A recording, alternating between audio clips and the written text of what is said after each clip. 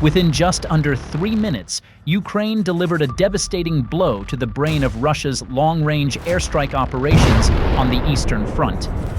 2 Su-34s were completely destroyed. 2 others sustained severe damage.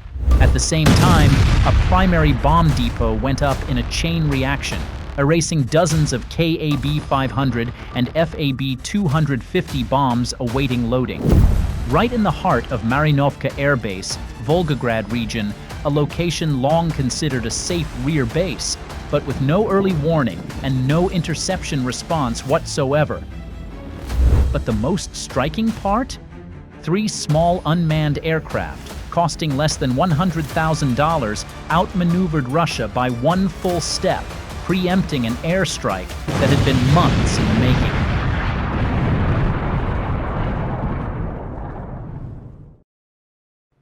At exactly 3:14 a.m., June 26, 2025, 3 small drones took off from a covert launch site in Ukraine's Sumy province, flying low across the Don River, a major waterway that cuts through Belgorod and Voronezh before penetrating deep into the Marinovka Airbase area. Each drone was programmed with a 3-phase waypoint flight plan.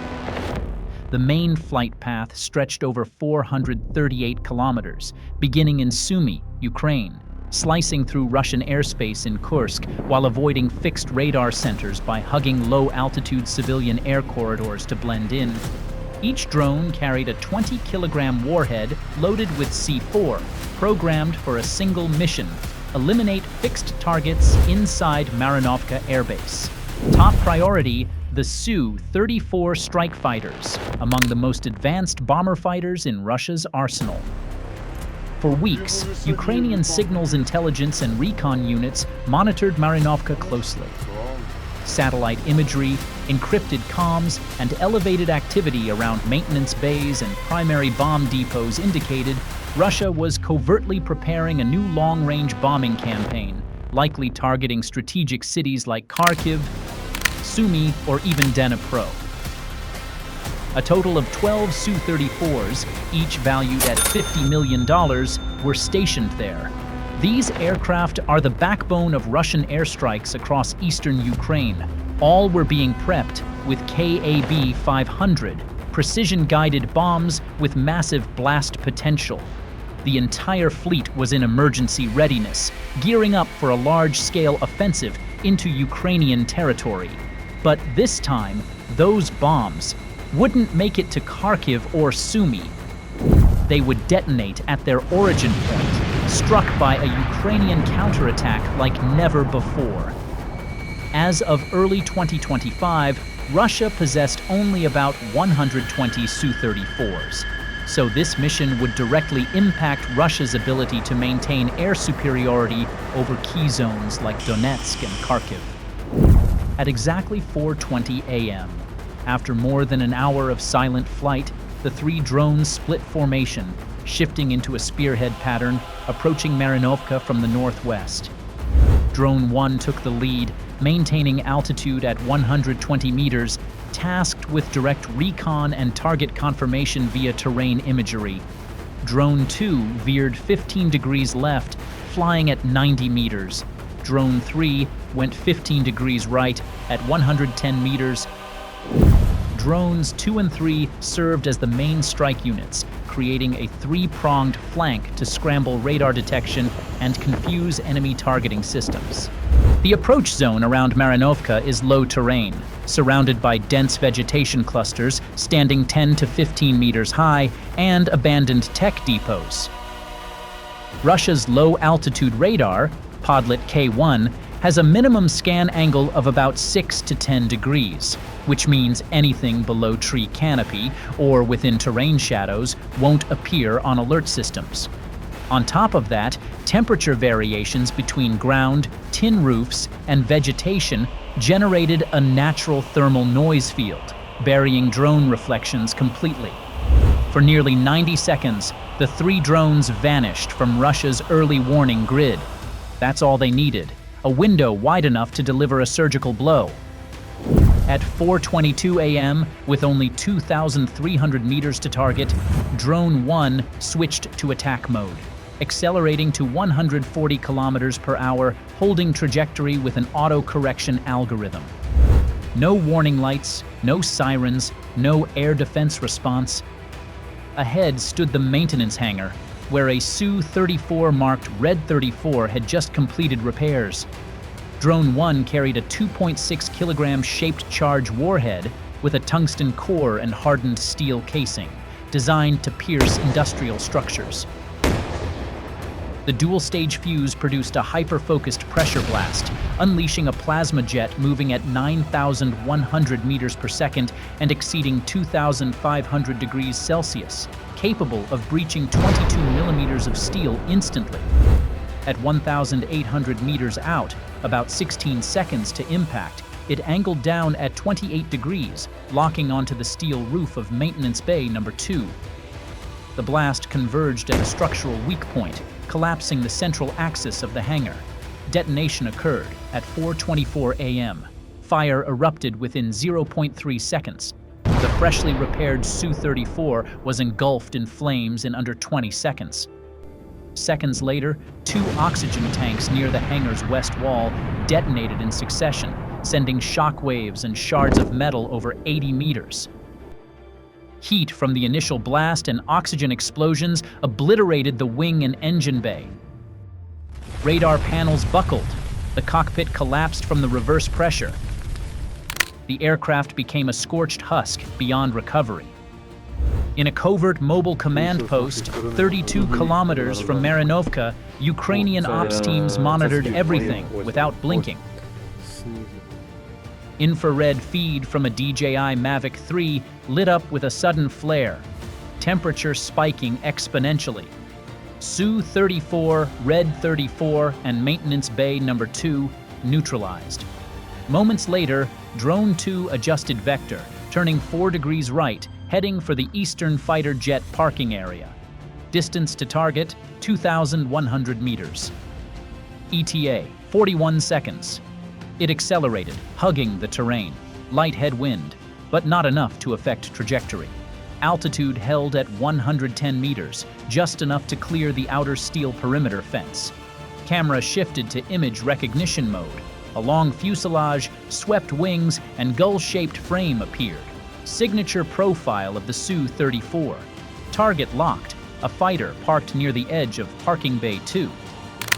Based on satellite imagery from the previous day, recon teams confirmed the jet was armed with 2 KAB-500 laser-guided bombs, each weighing 500 kilograms. Drone 2 carried a warhead identical to Drone 1, a 2.6 kilogram tungsten core-shaped charge designed for pinpoint penetration. But this time, the target wasn't steel roofing. It was the junction between fuselage and bomb pylon, the most flammable and reactive zone. At 4:25 a.m., the drone dove at 35 degrees, striking directly into the underbelly of Su-34 Red 23. Heat triggered the bomb fuses.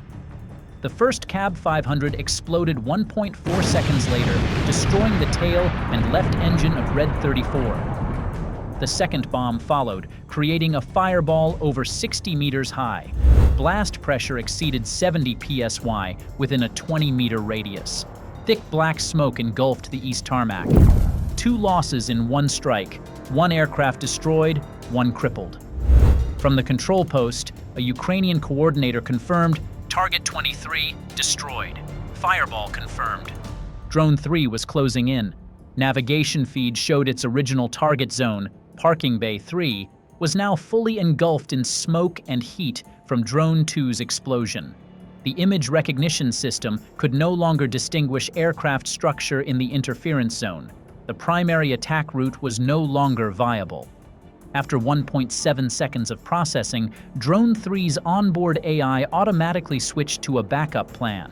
Strike the southern primary bomb storage just behind the repair hangars. Time to impact, 62 seconds. It immediately altered course. Approach angle was set to 27 degrees, ideal for hitting hardened ground targets. Speed dropped slightly to 125 kilometers per hour to optimize optical guidance in a high-interference environment. By this point, GPS signals had been fully jammed by a Russian REB unit less than 3 kilometers away. But it was too late. Just before GPS blackout, a deep learning orientation algorithm had confirmed visual match on the target, a sloped steel roof from 1,600 meters out. Geometric shape recognition locked onto the roof-to-wall seam, a known structural weak point, while the drone maintained course using visual tracking and gyroscopic data, no GPS required. The southern bomb depot at Marinovka was an old Soviet-era structure. Corrugated tin roof, galvanized steel frame, weathered concrete floor, 3-panel sliding doors, with no blast-proof reinforcement. Based on latest recon, inside were at least 30 FAB-250 bombs and a large stock of KAB-500s, waiting to be loaded for Squadron 3. At 4:26 minutes and 7 seconds a.m., Drone 3 hugged the western wall, hitting exactly where the sloped roof met the load-bearing wall, the weakest welded seam. The initial blast was not large, but pinpoint accurate. Just 0.8 seconds later, the chain reaction began. The first FAB-250 bomb detonated. The shockwave crushed the tin roof, generating over 100 psi of pressure within 30 meters, enough to pulverize brick walls and fling multi-hundred-pound objects. 2 seconds later, the entire cluster of KAB-500s exploded in sequence. None had been diffused or isolated. 6.2 seconds after impact, the largest explosion of the operation ripped through the base. The entire bomb depot was erased from the map. Flames shot into the sky, forming a 200-meter thermal column along with dense black smoke and debris that was visible even on civilian satellite imagery. Steel fragments launched from the blast, driven by over 100 psi of shockwave force, tore through the southern blast wall. A large piece pierced the tail of Su-34, Red 29, parked over 160 meters away near the auxiliary refueling zone. The final strike caused widespread damage, erasing the entire southern bomb depot. From command, a Ukrainian coordinator confirmed over encrypted comms. Third strike, secondary detonation confirmed. Visual loss of structure. In less than 3 minutes, 3 suicide drones, costing under $100,000 in total, inflicted damages worth tens of millions of dollars. The entire western technical zone of Marinovka Airbase was engulfed in flames. 2 Su-34s were completely destroyed, reduced to charred titanium frames and twisted composites. 2 others suffered serious damage. Tail fins and radar units crushed by heat and pressure. The fireball from the depot blast reached over 200 meters, captured clearly by commercial satellites through multiple cloud layers.